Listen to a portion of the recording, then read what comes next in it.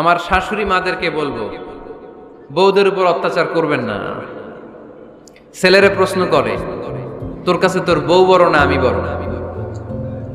আছে না নাই? এটা একটা প্রশ্ন হইল। তোর বউ বড় না আমি বড়? দুইজনেই বড়। দেখ, ছেলে সুন্দর উত্তর দিছে, আমার কাছে ভালো লাগছে উত্তরটা শুনে।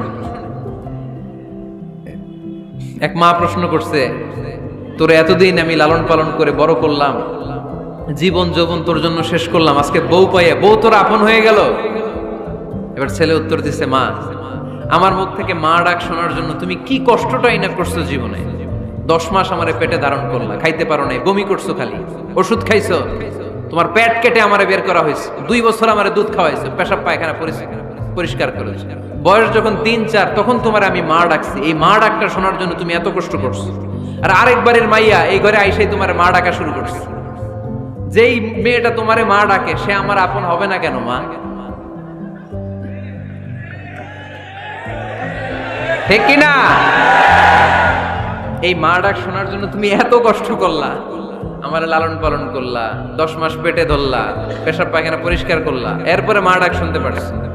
আর আরেকবারের মেয়ে জানা নাই চিনা নাই এসেই তোমার ডাকা শুরু করছে মা। তো যে আমার মারে মা ডাকে তার স্থান তো আমার কলিজায়, ঠিক কিনা?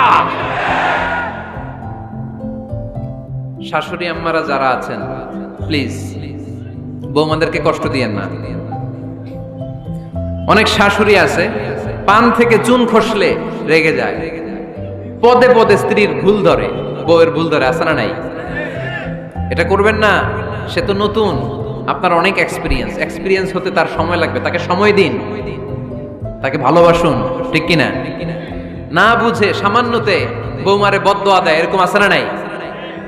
কিন্তু বুঝতে চায় না, বৌমারে যদি বদদোয়া দেয় তাহলে তার নিজ ছেলের পরিবারের ক্ষতি, পেটে ধরা যে ছেলে, ছেলের পরিবারের কিন্তু ক্ষতি, তার আপন নাতি নাতনিদেরই ক্ষতি। আওয়াজ করে বলেন ঠিক কিনা?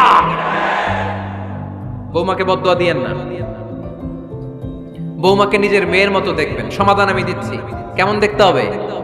নিজের মেয়ের মতো। নিজের মেয়ে সকালে ঘুম থেকে ওঠে 11টা, ওইটা সমস্যা নাই। বৌমা কেন উঠলো না, ওইখানেই ঝামেলা, আছে না নাই?